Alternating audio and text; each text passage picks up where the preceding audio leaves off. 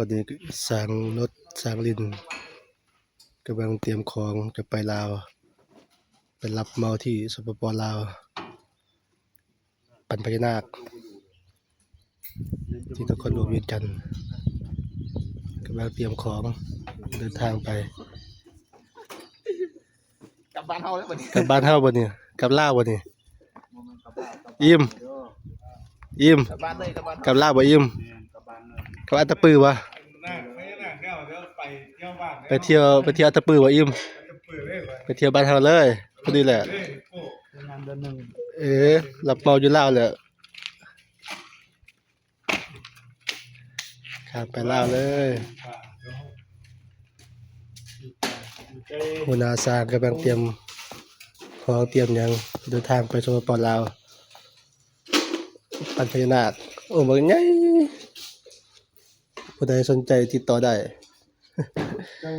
ติดต่อสร้างลิ้นสร้างนด หัวหน้าสร้างใหญ่ ลินปั้นสินราคาเฮ้ยล่ะ รถ ต้องจัง เอารถข้ามไปเลย ลินปั้นช่างลิน โอ้น้องน้ำงามดีว่ะน้องหลวง อมรินปั้นสินนะโอ้ เดินทางกำลังเดินทาง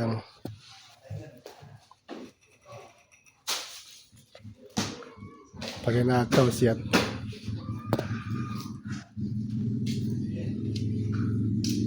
เอ้ยอิ่มเลยกลับบ้านอิ่ม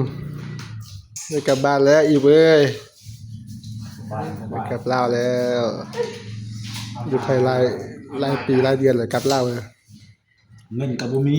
เออ เฮ็ดไปเวียกแต่ว่าเงิน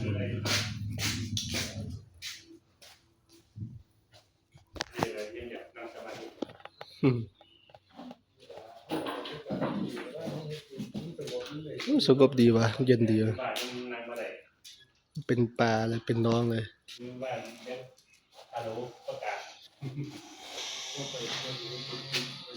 ไปพร้อมเลยบ่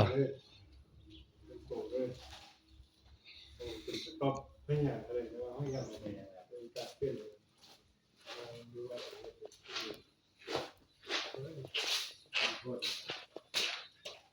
ก็ไปปลาป่วยเลยยุ่งไปยุ่งมันยังไม่ต้องกินไม่กินแบบนี้ครับผมกินเอาไป ก็ทำหน่อย ต้องด้วยนะ ๆติดไปติดมันเลย ไอ้อย่างไม่รู้กันนะเรื่องว่าทำไม่ทันทำไม่ทันทำไม่ทัน เต็มบ่คลองอะ ว่าตายแบบไปอายเขานี้ ได้หนึ่งก็ได้อยู่วะ เอากระเป๋าคือบ่าวไว้กระเป๋าคือบ่าวไว้ถึงเด้อ ก็ไปเลยทั้งเร่ง กระเป๋าคือบ่าวถึงเด้อ